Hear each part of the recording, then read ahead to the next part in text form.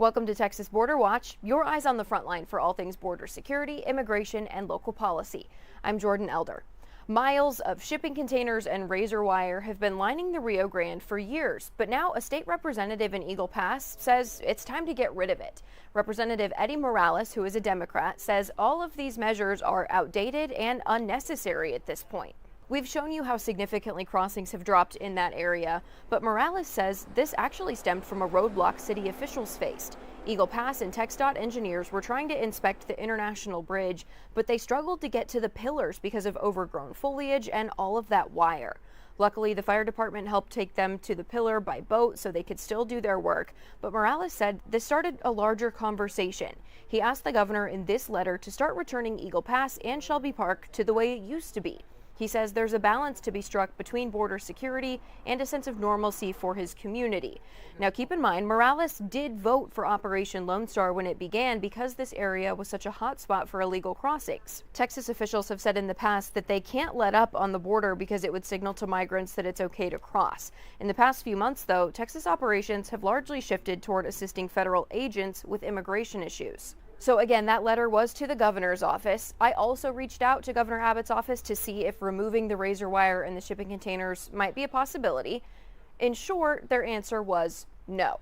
So the long form of their answer, though, is this. They said Texas deployed every tool and strategy available to stop the unprecedented levels of illegal immigration under former President Biden, including hundreds of miles of strategic barriers. Thanks to these strategies and President Trump's strong, decisive leadership to close the border, illegal crossings are at a record low. Texas will not relent in this mission to secure the border and protect Texans and Americans. So that will not relent is what is signaling that these measures are going to stay up, and it's going to look the same for now.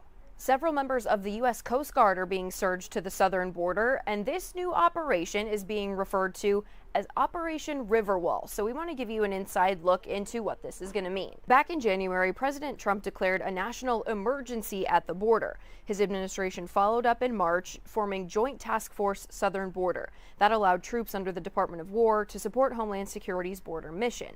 So under Operation Riverwall, the agency is going to send in more than 100 boats and hundreds of personnel, including shallow watercraft, tactical teams, and command and control assets. The Coast Guard says the goal is to stop drugs and deter illegal crossings along a 260-mile stretch of the river that forms part of the U.S. border. Officials aren't saying exactly how many people or how many resources are involved, citing operational security concerns. The Coast Guard held a press conference about this to answer some of the questions, so we want to show you a piece of that. The Coast Guard launched Operation Riverwall and mobilized additional assets to secure and defend the U.S. border from illegal immigration and illicit activities along the 260 miles of the Rio Grande Valley. We are working collaboratively with our federal, state, and local partner agencies by leveraging our unique authorities and capabilities to control our border. The threat out here is evolving, and it's always changing.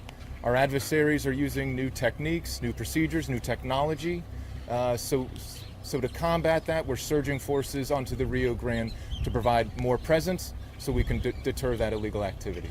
We've already helped with several different apprehensions along the river. I think it's probably close to about 20 at this point. Challenging environment is probably the biggest thing that they're encountering at the moment, and getting used to the river and the operations that we're doing. But also in terms of the actual, like the operation itself, yep. In terms of people apprehension. Correct. Yep. So we're conducting standard Coast Guard law enforcement patrols up and down the river, looking for nefarious activity. So if we see an illegal immigrant crossing the river, whether that's on a raft, walking, or swimming, we'll pull them out.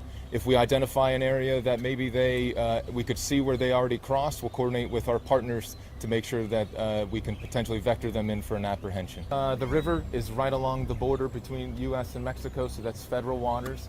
So our inherent Title 14 law enforcement authorities allow us to enforce U.S. laws and treaties along the water. So if we see someone crossing the river, that is obviously an illegal crossing into the United States, so that gives us the authority to apprehend them.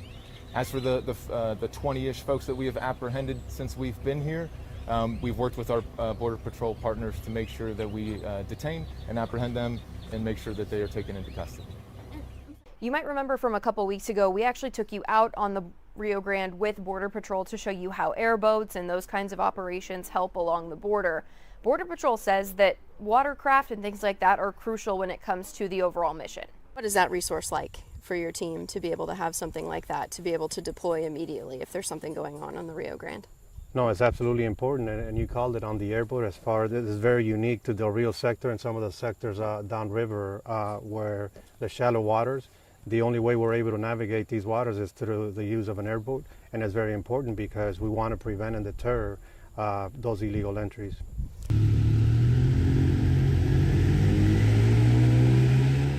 An international bridge here in Texas looked more like a zoo this week. And I want to warn you, if you're not into snakes, bugs, creepy crawlies, you might want to skip this segment. So this picture is from U.S. Customs and Border Protection, and in all of these containers, there are over 160 living reptiles and bug species. This was at the Anzalduas International Bridge in Texas. They caught a driver that was trying to transport all of these animals into Mexico. It was a silver Toyota truck. The vehicle was selected for further inspection because when you cross back and forth on the border, sometimes your vehicle gets pulled. They'll do the x-ray, they'll look through it specifically for this reason. They want to make sure you're not bringing anything back and forth that you're not supposed to. In this case, this person was.